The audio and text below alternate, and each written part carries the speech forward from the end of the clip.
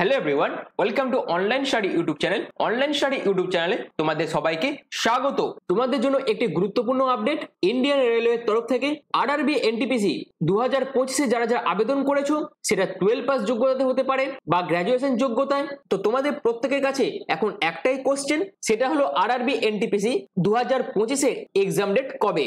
তো এই ভিডিওতে এই এক্সাম ডেট ব্যাপারে যাবতীয় বিস্তারিত তথ্য তোমাদের কাছে তুলে ধরবো, যেখানে প্রত্যেকটা জোন ওয়াইজ কত ফর্ম ফিল আপ হয়েছে সেই যাবতীয় তথ্য তোমাদের আমি এই ভিডিওর মাধ্যমে দেবো। অর্থাৎ 17টা যে জোন আছে অল ওভার ইন্ডিয়া মিলিয়ে, সেই 17টা জোনে কত আবেদনপত্র জমা পড়েছে সেই তথ্য তোমাদের কাছে আমি তুলে ধরবো এই ভিডিওর মাধ্যমে। এবং এর জন্য যে আরটিআই করা হয়েছিল সেই আরটিআই রিপোর্ট কি এসেছে এবং এর জন্য যে এক্সাক্ট ডেটাগুলো আছে সেগুলো তোমাদের কাছে কিন্তু এই ভিডিওর মাধ্যমে তুলে ধরবো।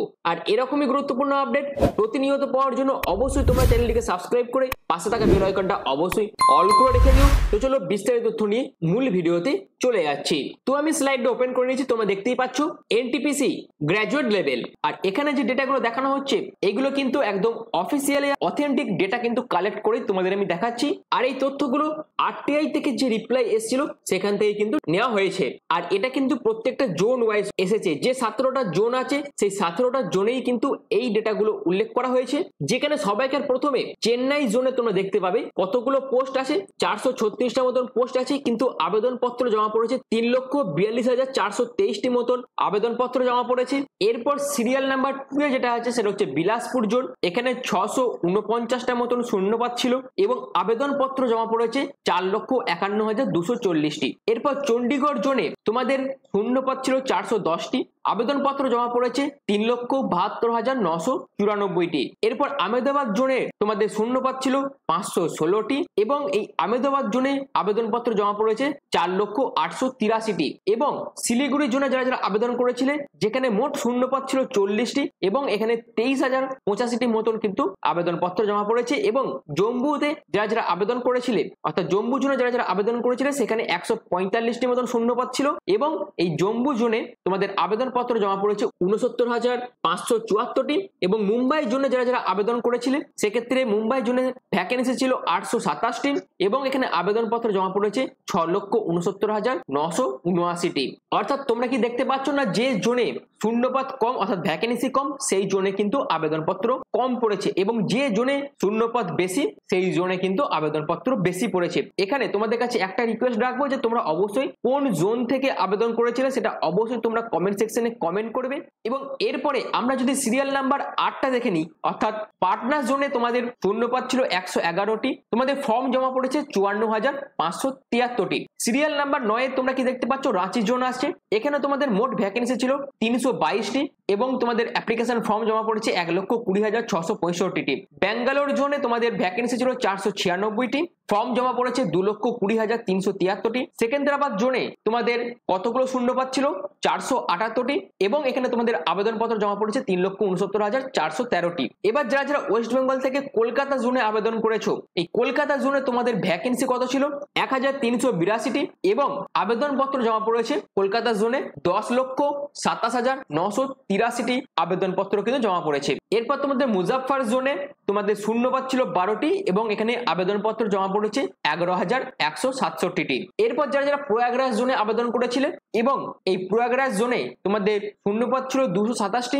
যেখানে আবেদনপত্র জমা পড়েছে 2,75,646টি। এবং এরপর 15 নম্বরে যে জোনটা আছে সেটা হচ্ছে আজমির, এখানে তোমাদের 132টি শূন্যপদ ছিল এবং 1,08,46টি আবেদনপত্র জমা পড়েছে। ত্রিবন্তপুরম জোনে 174টি ভ্যাকেন্সি ছিল এবং 1,13,567টি আবেদনপত্র জমা পড়েছে। এরপর গোরখপুর জোনে 129টি মতন ভ্যাকেন্সি ছিল এবং এখানে কিন্তু 1,11,461টি মতন আবেদনপত্র জমা পড়েছে। যেখানে অল ওভার ইন্ডিয়া মিলিয়ে যতগুলো জোন আছে সমস্ত জোন মিলিয়ে তোমাদের কত ফর্ম জমা পড়েছে না 58,40,861টি মতন কিন্তু আবেদনপত্র জমা পড়েছে। আর এটা কিন্তু গ্র্যাজুয়েট লেভেলে, অর্থাৎ গ্র্যাজুয়েট লেভেলে প্রায় 58,40,861টির মতন কিন্তু আবেদনপত্র জমা পড়েছে।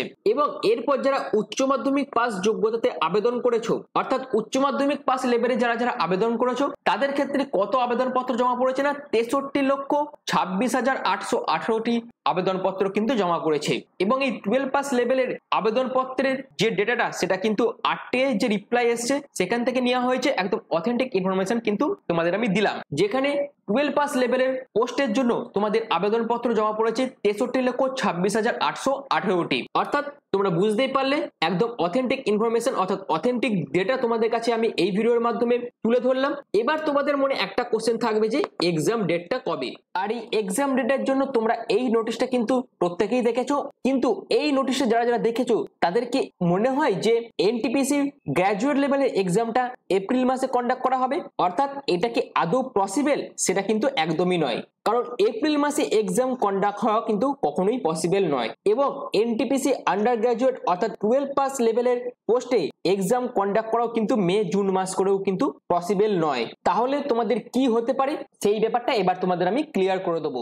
যেখানে তোমরা দেখো এনটিপিসি এক্সাম ডেট যেটা ডিক্লেয়ার করা হয়েছিল 12 পাস লেভেলের জন্য মে জুন মাস করে এবং গ্র্যাজুয়েট লেভেলের জন্য এপ্রিল মাস করে, কিন্তু তোমাদের এই ডেটে কিন্তু কোনো রকম ভাবেই এক্সাম কন্ডাক্ট হওয়া সম্ভব নয়। কারণ তোমাদের আন্ডার গ্র্যাজুয়েট লেভেলে অর্থাৎ ক্লাস 12 পাস লেভেলে তোমাদের প্রায় 63,26,818টি আবেদনপত্র জমা পড়েছে। এবং যারা যারা গ্র্যাজুয়েট লেভেলের পোস্টে আবেদন করেছো সেখানে কত আবেদনপত্র জমা পড়েছে না 58,40,861টি ফর্ম কিন্তু জমা পড়েছে গ্র্যাজুয়েট লেভেল পোস্টের জন্য। তো এবার কি করা হবে না এই যে এত সংখ্যক আবেদনপত্র জমা পড়েছে সেগুলো স্ক্রুটিনি করা হবে এবং স্ক্রুটিনি করার পর সেই আবেদনপত্রগুলোর স্ট্যাটাস কিন্তু জারি করা হবে। আর এই কোনো প্রসেসের একটা প্রসেসও কিন্তু এখনো কমপ্লিট হয়নি।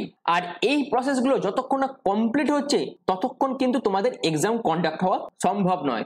যেখানে এপ্রিল মাসে কোন কোন এক্সামগুলো হতে পারে আরআরবি জেই CBT 2 হতে পারে, LP CBT 2, প্যারামেডিক্যাল, এই সমস্ত এক্সামগুলো হওয়ার সম্ভাবনা কিন্তু আছে।